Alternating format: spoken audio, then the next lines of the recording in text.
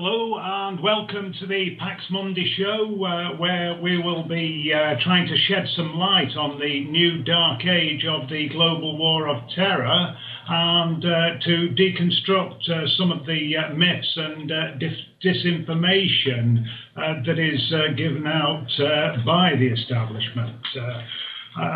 First off, news from the front line on the global war of terror.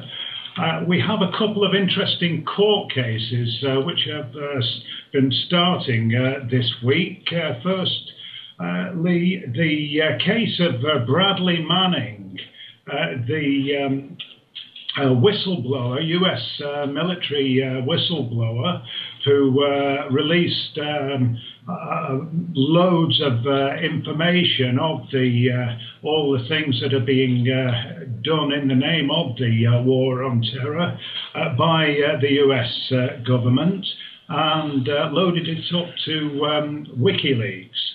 Now, this week, Manning, who continues to be held in solitary confinement, was able to plead guilty. He decided to plead guilty in military court in the hope of reducing his sentence.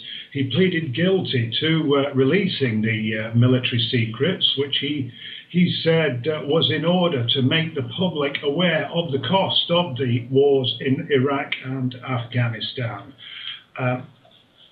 Manning released the highly confidential and controversial film, which many of you will have seen, where the helicopter pilots are attacking a van on the ground, which was actually containing a team of Reuters reporters and cameramen. And they proceeded to blast the van and then to attack another vehicle which sought to give assistance to the victims, and proceeded to blow that apart as well. When they noticed that there were, children crawling out of the van, they actually remarked cold-bloodedly that they shouldn't bring their children into the battlefield.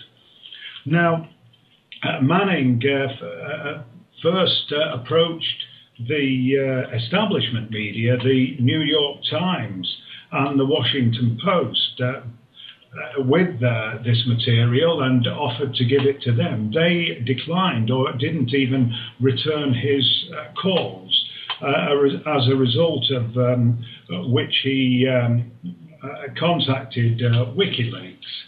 And later uploaded the material anonymously to WikiLeaks. Following his pleading, Manning has now been charged with several counts, including aiding and abetting the enemy, in this case Al-Qaeda, in the guise of the illustrious Bin Laden, who was allegedly watching WikiLeaks.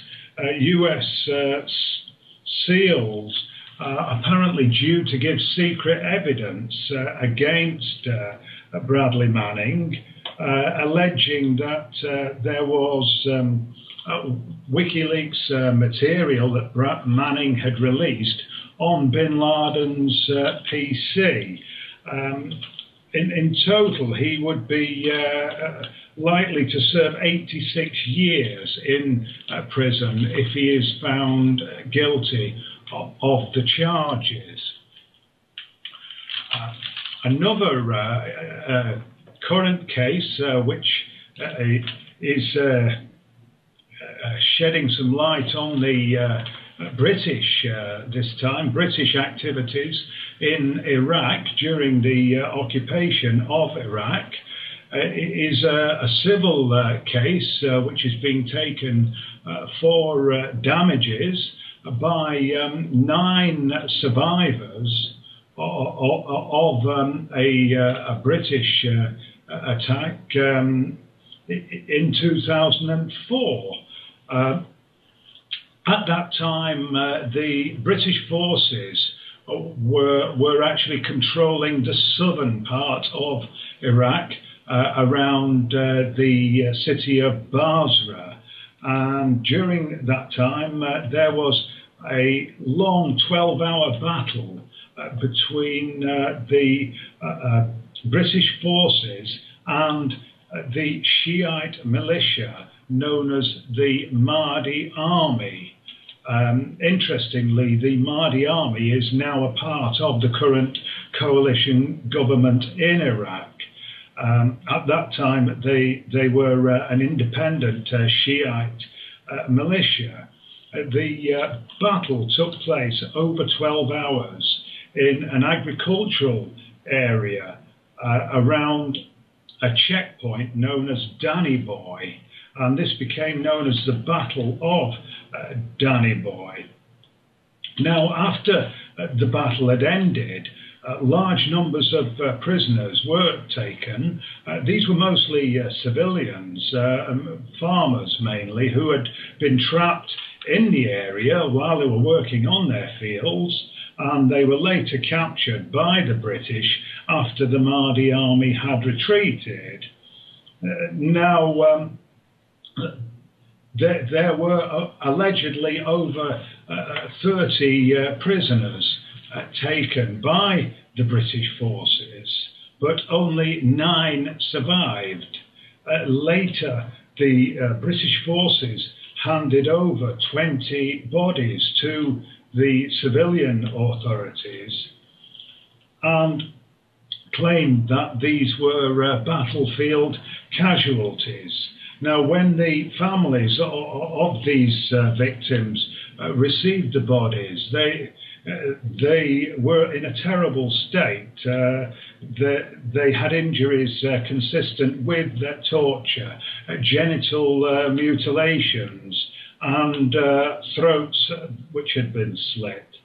Yet the British forces continued to maintain that these were all battlefield casualties sustained by militants on the field of battle. Indeed, I actually wrote in 2006 about this very issue to my local MP, David Hayes, and to the then Labour Minister of Defence, and the response that I got was much the same, that there was no truth to these allegations, you know, that all of the victims had been battlefield casualties. So, as I was saying, this is a civil case which is due to commence being heard after 5 years of petitioning, and it will be interesting to see, you know, what has happened. This is the second case I think that has come to court where British forces have been alleged to have conducted torture. You may recall the case of Baha Musa, the waiter who was captured by British forces and then beaten and tortured to death. And in that case, the British government was found liable and had to pay very high damages. In many other cases, similar cases, the victims have been, or their families rather, have been paid off. So that's all of the news from the front line at the moment. Now I'm going to come to the main item of the evening, and I'm hoping that it might generate some discussion.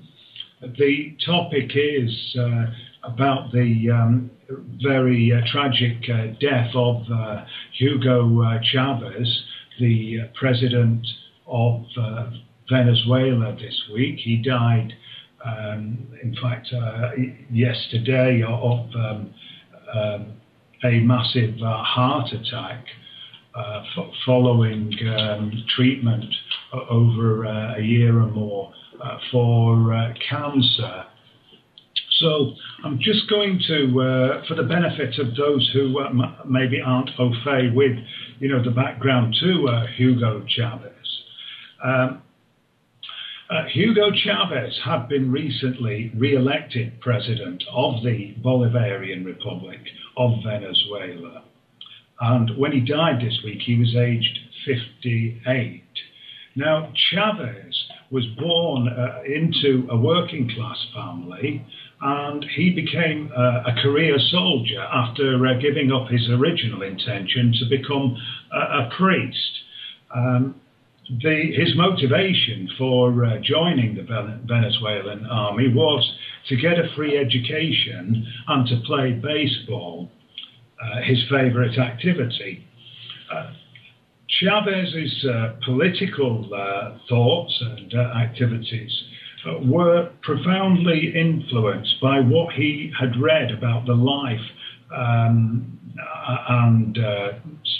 the ideas of Simón Bolívar, who was a Latin American revolutionary in the 19th century who led the struggle for independence from the Spanish Empire, and indeed he was the founder of the Venezuelan state.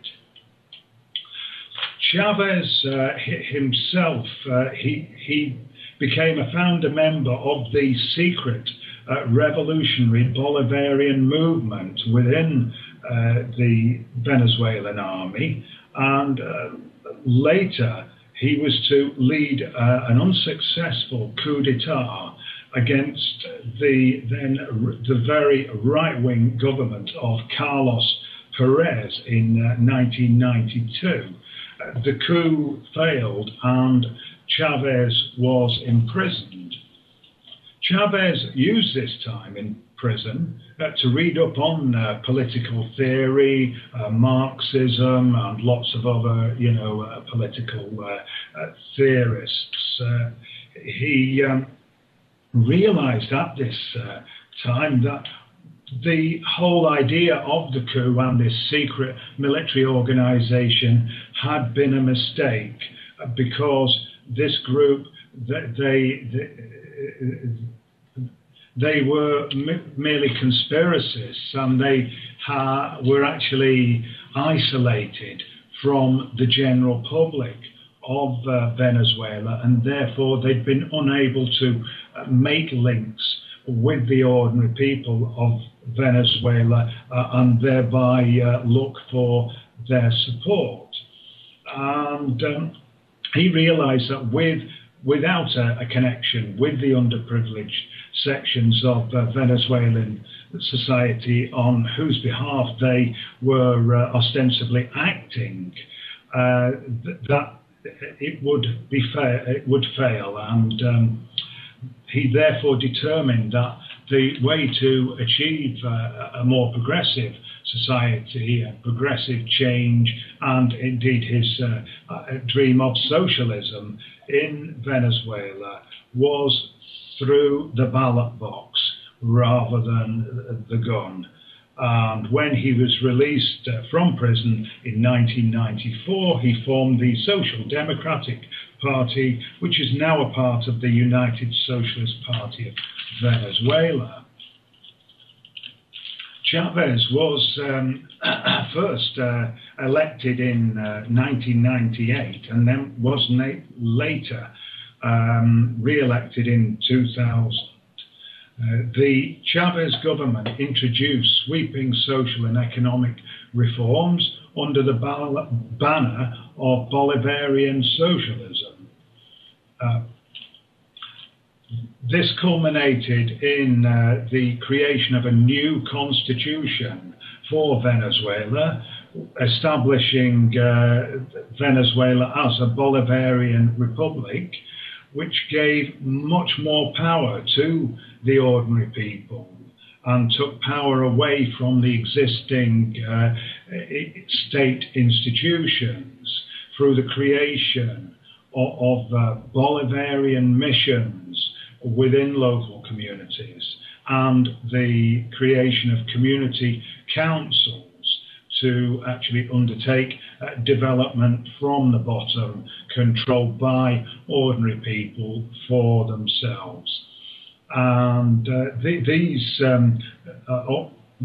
institutions, the community councils and Bolivarian missions, were totally independent of the provincial governments and were directly or funded by the state.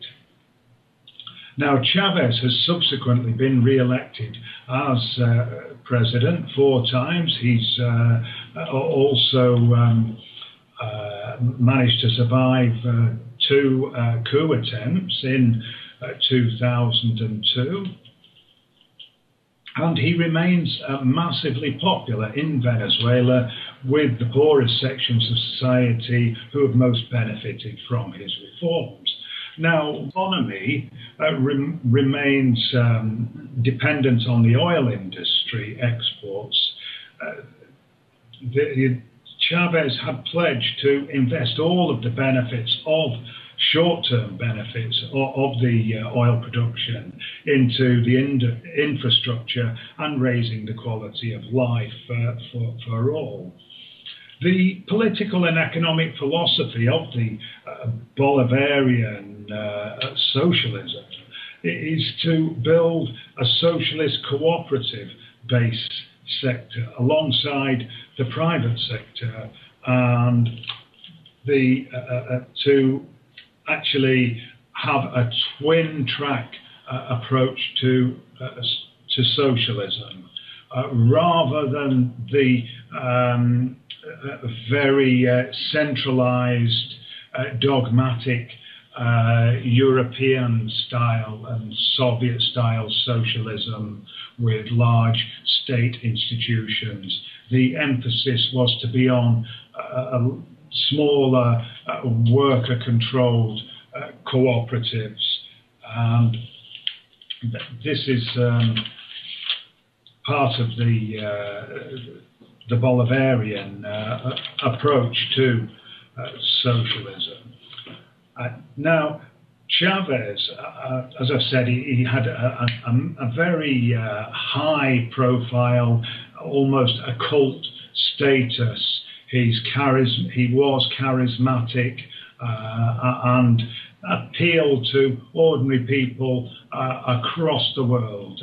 Indeed, I've met people in lots of different countries, ordinary workers who knew of Chavez and actually admired what he was doing in Venezuela. Now, he also influenced the overall direction of the rest of Latin America and South America, and helped to pave the way for progressive governments to be elected in other countries who subsequently became his allies.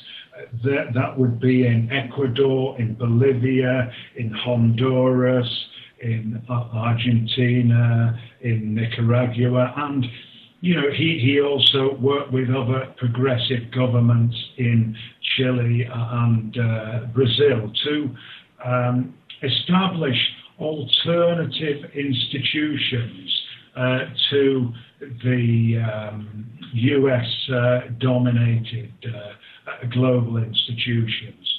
For example, one of his achievements was the creation of the Banco del Sur, the Bank of the South, which was created in order to be an alternative for national investment to the neoliberal IMF. On the international scene, Chavez was a progressive diplomat.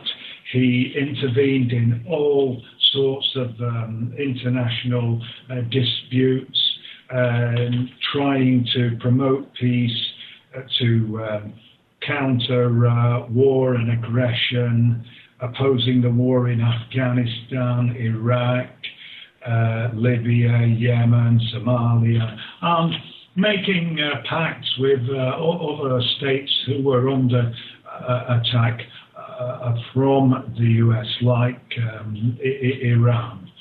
And this is just a taste of what Chavez achieved in his lifetime.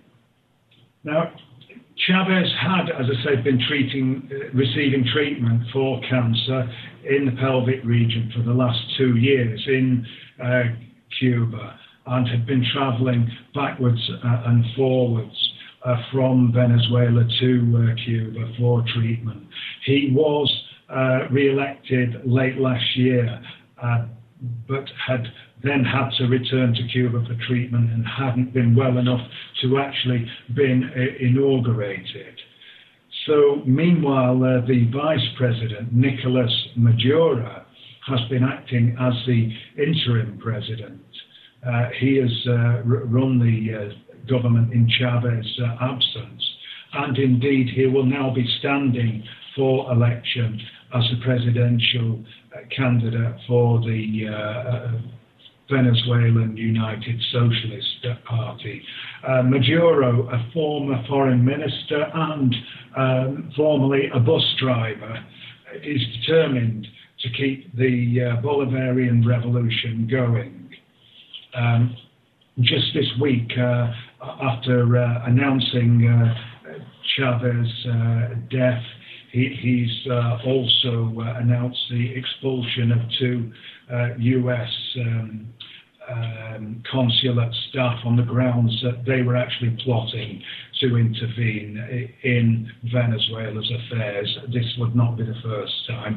And he has suggested that maybe Chavez's cancer could have been induced by foreign interference. So definitely the United States will be seeking to change the government and the direction of the government to bring an end to the Bolivarian Revolution. But you know, I believe that the people of Venezuela will, you know, they have the power now, they have the confidence, you know, to defend the gains that they've made under their revolution. So I'd like to now open the show up to any discussion, any questions or comments, please. Hello. Howie here. Hello. Yeah, I mean, that was a nice little potted history, Nigel. But yeah, actually, you missed out a huge chunk there, and that's what Chavez actually did for the people of Venezuela, for the poor of Venezuela. He channeled oil from money from or revenue from the oil export into providing education for all ages, you know, from the very young to the very old. He actually, in a few years, he created 100% literacy throughout Venezuela, which I mean, that's the first time in modern Venezuelan history that has been achieved. He was providing healthcare and education of all levels to all ages. He was printing on food cartons so that people had some idea of what their rights under the law might be. Random sort of selections from various acts and things would be printed on food cartons so that everybody had access to their rights. I mean, these were the great things that Chavez did. He got emergency teams out to all kinds of disasters around the world as well, and supplied a great deal of medical and social expertise around South America in general. Mm. And he also, I mean, the Americans hate Chavez, absolutely hate Chavez, the American administration, and I don't care whether you're talking Republican or Democrats, they hate him. He exported oil to Cuba after the US embargo. He actually exported oil to America for people who were having problems heating their homes in the winter, and the American government wasn't doing anything for them. So Chavez sent a whole lot of fuel oil over for the Americans. I did not know that. Well, so it's not surprising that you like him, really. Well, we're actually talking about a real compassionate guy, a guy with ideals and principles. And I think just the fact that he won 4 elections, post-coup, post-revolution elections, he had the mandate of the people. Unlike in this country where, we have a government with no mandate whatsoever. And yet he won a great deal of popular support. And that's why he's been vilified throughout the Western media, particularly American media as well. Well, he never was going to be liked by the Americans, because somebody in their stupidity built Venezuela on top of a whole lot of American oil. and that never does help. He was good friends with Cuba as well, of course. And Cuba's been a long-standing enemy of North America. So on it goes, and of course, because it was Venezuela was one of these very few countries that refused to have a Rothschilds-controlled central bank. Indeed. In there. Yeah. So. And this is when people talk about neoliberal policies and neoliberal ideas. Well, neoliberalization is the opening up of the markets to exploitation. It's the removal of restrictions, of monetary restrictions, and basically it's really scary shit. It's what's caused the globalization that we see around the world today. And I've forgotten where I was going with that. Part of the problem that Chavez had was that there was still an awful lot of rich elite control in Venezuela, which he couldn't just wipe out and say, okay, we're going to do everything for the poor. He had to an extent, appease these people as well, and also, the rich controlled the media and so on. So rather than do a dictatorial thing, everyone accuses him of being a dictator. Of course, he wasn't. He allowed criticism. He allowed criticism even in the media, and the elite had big commercial radio stations that were always running him down, and he had to compete with all of that. And actually, he was accused, I think it was 2002, there was some kind of an uprising, and I think it was another attempted coup. These attempted coups were actually organized by the rich elite.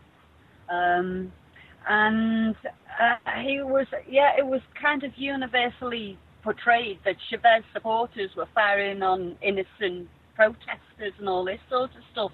But when you actually pull back and get the wider camera angle, you see that just wasn't the case. It was actually, it was completely the other way around to the way it was described. If anyone, I'm sure most people listening will have heard of John Pilger, the Australian journalist who works out of the UK. He spent quite a bit of time in Venezuela, going around the country and seeing what was what, and he's done quite a bit of writing and documentary filmmaking. War on Democracy is a particular one where he interviews Chavez, and that's quite good. Well worth the watch. And I was just looking at a Guardian article, let me see, which it looks from, I've only read the first couple of paragraphs, but it looks like it's based on the War on Democracy documentary. And it is entitled, Chavez is a Threat Because He Offers the Alternative of a Decent Society. Subtitle, Venezuela's president is using oil revenues to liberate the poor. No wonder his enemies want to overthrow him. And that was written by John Pilger for The Guardian on the 13th of May 2006, if anyone fancies a read. And that's it. Anybody else? I've got a bit of a question for Nigel, really. Would this be the same? Would this be the same gentleman who tried to get his oil priced in euros rather than dollars? Yes, that definitely was another initiative by Chavez to break the US control of the oil market. Interestingly, the only other head of state who'd previously tried to change the pricing of poor oil was Saddam Hussein, and that was one of the reasons for his downfall, that he stopped paying or receiving dollars for his oil.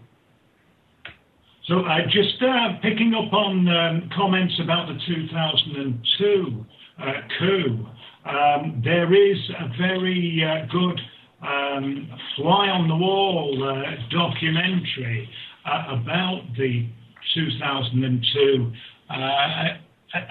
attempted coup d'etat, and that is called The Revolution Will Not Be Televised.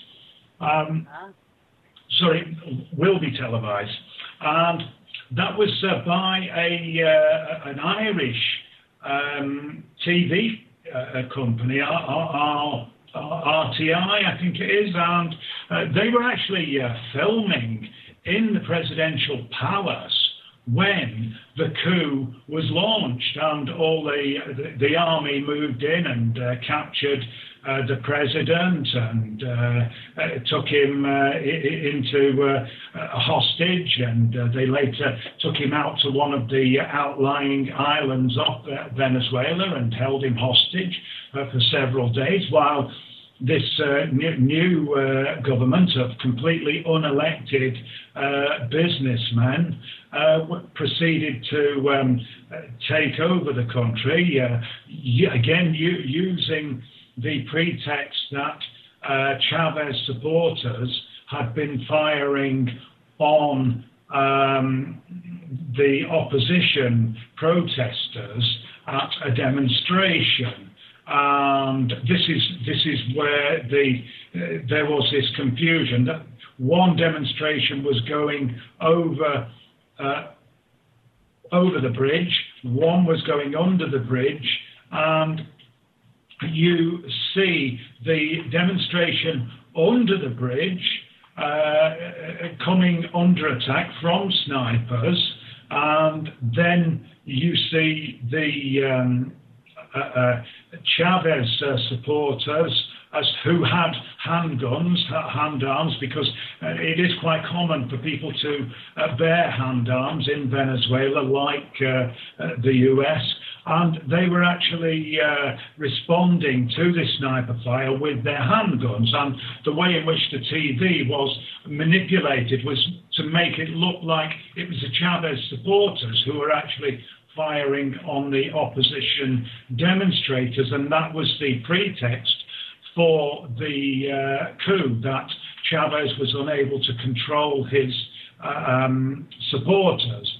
Now, after the coup was launched, it was, of course, immediately recognized as the interim government by the US, and at one point, because of the privatization of a lot of the TV stations in Venezuela, they actually put out this message, and they blocked all the state TV. They blocked the Chavez supporters, the government, from actually putting out its message about what was happening. And the only way that they got that message out was through cable TV in the end, and through the internet. And as a result of which, the ordinary people in outlying areas of Venezuela marched on the capital. Over 1.5 million people marched on the capital, and they were just continued to carry on marching into the capital, surrounding the city centre, the presidential palace, and demanding that Chavez be released. In the end, the military coup leaders saw the writing on the wall. They saw that they could not in any way ever hold off this immense force of people, and they actually capitulated and handed over their arms, surrendered to the presidential guard, who had remained loyal to Chavez. So the revolution will be televised. That's a film to watch to get a flavour of the attempted coup. Cool. I've not seen that one, so I'm definitely adding that to the watch list. I've seen it before. It's a good film, well worth watching. Do you know? It's not just Venezuela that is being attacked. All of South America for quite some time has been attacked. There's an article which may, of course, conspiracy theory, but it's very interesting that 6 leaders in South America were all diagnosed with cancer at around about the same time. And this is why there've been a lot of suggestions in the alternative media that this cancer that killed Chavez may well have been something that he'd been given. And we do know from more research into other topics, specifically the HeLa cell and Henrietta Lacks, and the development of weaponized viruses by the Americans. They were actually developing them to target John F. Kennedy, I believe, way back in around 62, 64, around there. And so, yeah, we know that they have the capability to deliver cancer to people as a virus, so it may well be true. More research is required, I think. But I think that the danger now for Venezuela, because I heard yesterday or read yesterday that Venezuela has, in fact, I heard it on Darkcity radio yesterday, Venezuela has the largest oil reserves of anywhere in the world, including Saudi Arabia, which is running dry. And so the danger now is that the oil lobby, the international oil lobby, is going to go pouring in there with all their military might. So I'm not surprised that the current acting president, the vice president, has got rid of the American diplomats. Sensible move, I think. Yeah, so definitely Venezuela will, and the Bolivarian Revolution will continue to be challenged by the US and in one form or another. Sometimes I think it is difficult for us to understand the nuances of the political situation in these countries, and sometimes forces which we may have perceived as being progressive are actually not always the case. I remember in 2002, after that, the early attempted coup, when that failed, there was then an economic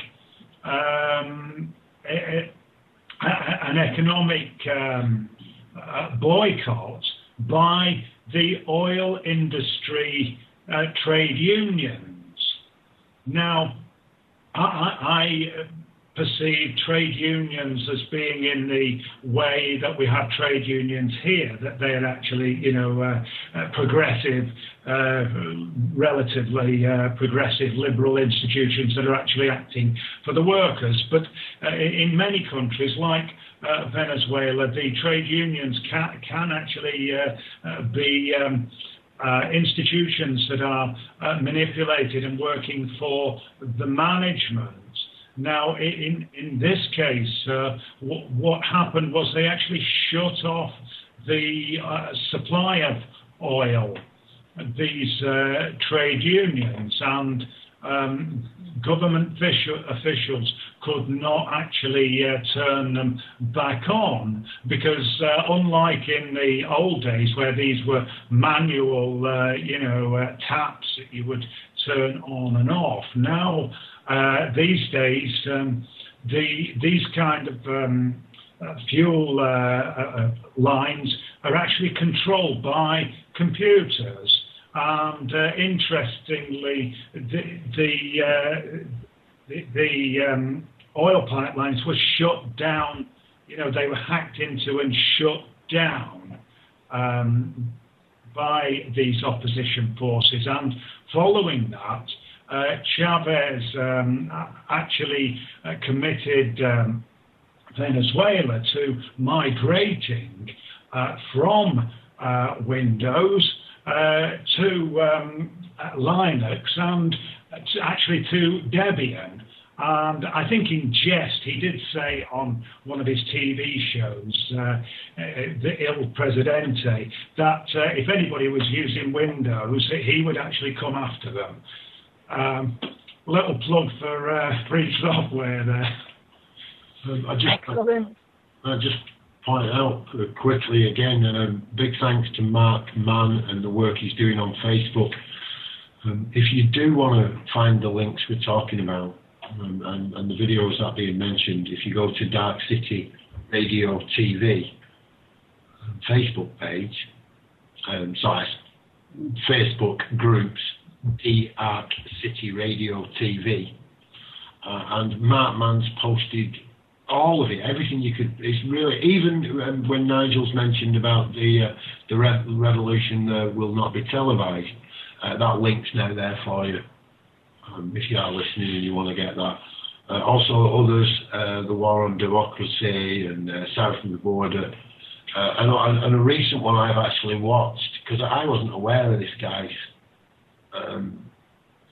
work and what he'd done, and I did get really on. I think it was Galloway who was saying he was elected 4 times with the massive majorities.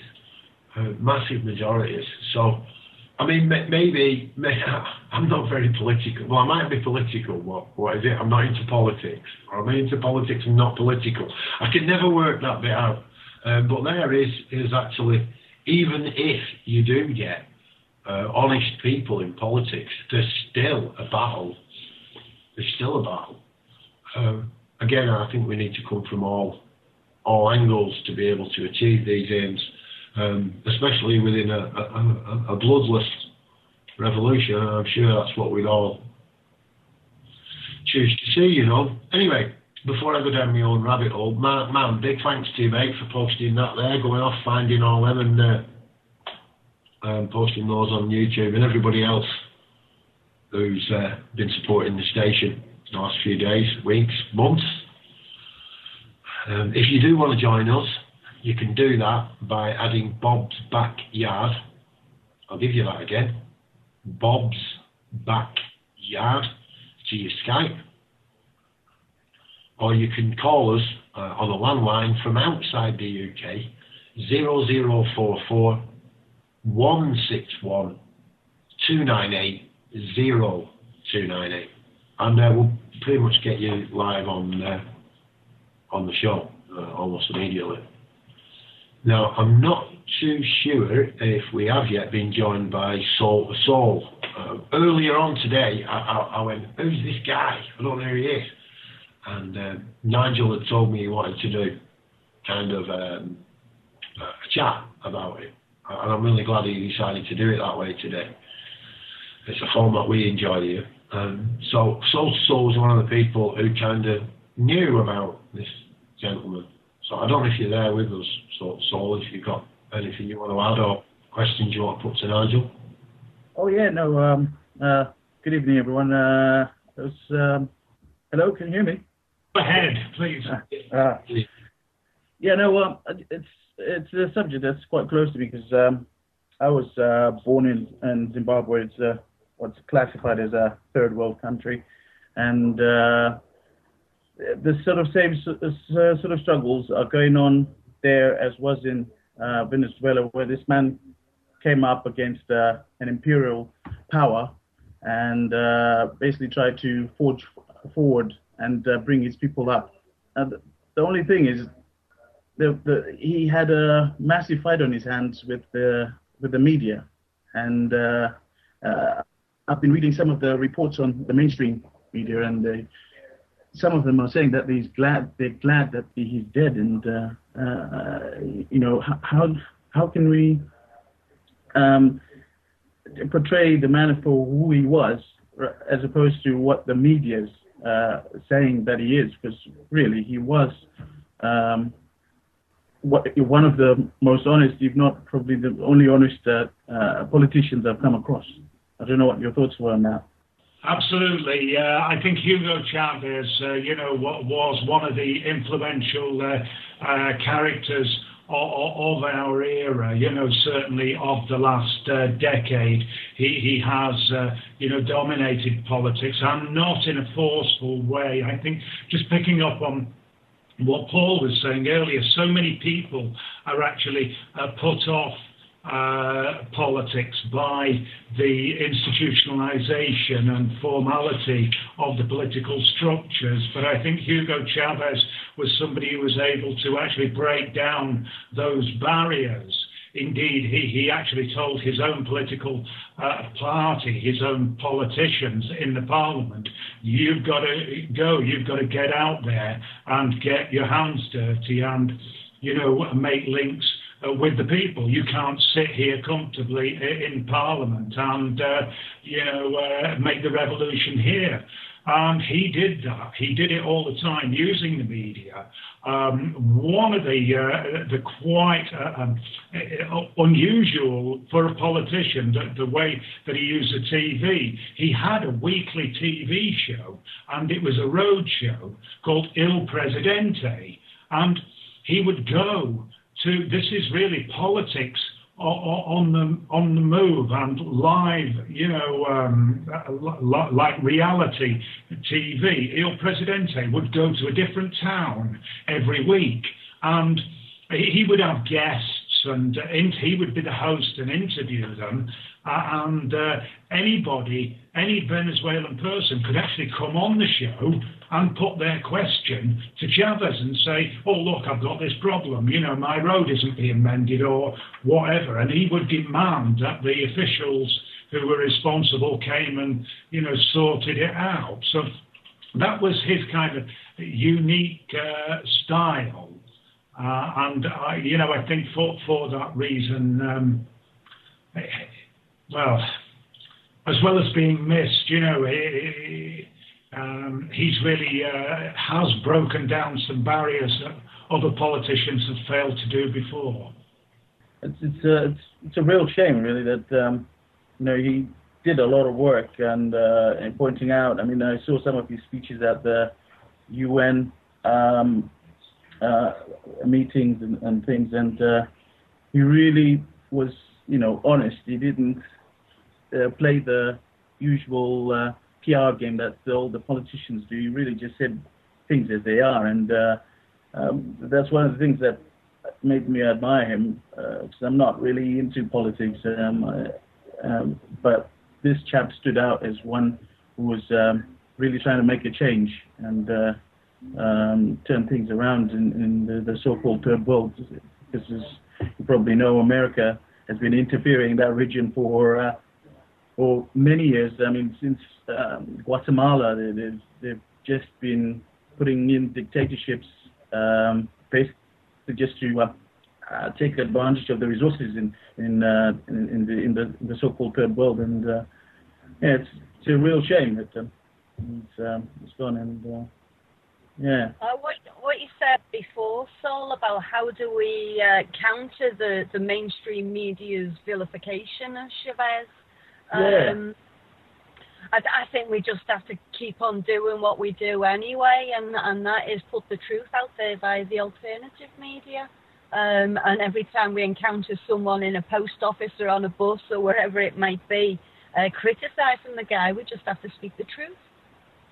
Someone posted a Facebook thing about him dying the other day and said, "Oh, what did he ever do for the 99%?" So, so I said, well, he printed all their human rights on the packets in the supermarket, and he's applied a whole lot of oil to the Americans who needed it for fuel in the winter, and listed off a number of things. And I said, well, that's a few things, is it not? But you've got to remember that there's a different picture in different parts of the world. If you talk to just about any American, they'll tell you that Chavez was a dictator and one of the worst tyrants on the planet. Even those who've studied quite deeply on the subject, all the stuff they find to study somehow leads them to that conclusion. Whereas around the rest of the world, people have got some idea of just what force in changing social circumstances that Chavez actually was. Yeah. Well, I'm surprised that people see him as a dictator, because he had a pretty open style of governing, because the media there is not censored in any way, shape or form. They pretty much say anything against him without censorship, and that's one of the things that probably led to his temporary ousting of his government in 2002, when the media was actually used as a weapon, because there wasn't any great well, actually that was fully orchestrated by the CIA. They sent a helicopter in to take him away and all kinds of things. So they'd already been manoeuvring with all the upper class and so on. And they, the way that they've done so often, they go into the military, get the people at the top, bribe them a little bit, and but this just shows the strength of the support that Chavez had. In that in no time at all everybody had demanded that he was returned back to the country, and he carried on as usual. We're approaching the top of the hour. We were going to take a little break there, and we'll roll all this into the Darkcity. Nigel's going to stay along with us, so if you have got any questions on that, what I call the war against terror, just so I can spell out those letters, because that's what it is, really, isn't it? And then you can join us after the break. But before we do, we were joined by Paul. Have you got something you want to comment, Paul, or question? No, I'm all right for now. Love you all. That's all. Well, welcome once again to Darkcity, Paul.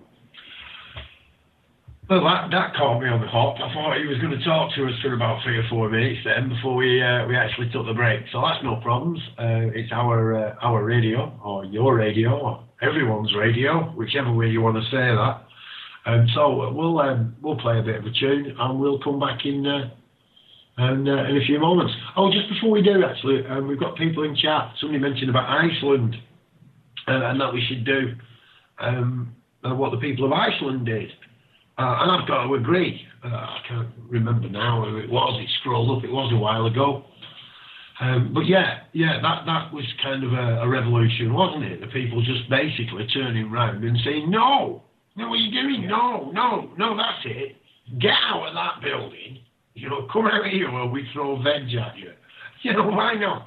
I mean, I heard someone, a lot of the time the solution people have is the solution we've already used. Blow them up, beat them with a stick, kill them. And all right, well, let's put them in the stocks for a weekend or two. All right, let's just wind it back a little bit. I can't subscribe to any ideology that needs a victim. I don't care who that victim is. I'm not really bothered. So that's where I am. Yeah, absolutely. And so was Hugo Chavez. He was a man of peace. His main influence was Jesus Christ, who he actually got his ideas from him, and his philosophy was peace and forgiveness, and that's why it's a peaceful revolution. After the 2002 coup, none of the coup plotters were actually even prosecuted or imprisoned, and they were all actually forgiven by the state. Whereas if you look what would happen in a Western country, you know, if you were involved in a coup, you would never see the light of day again. Well, bit of a bombshell, and we'll take it over to the break.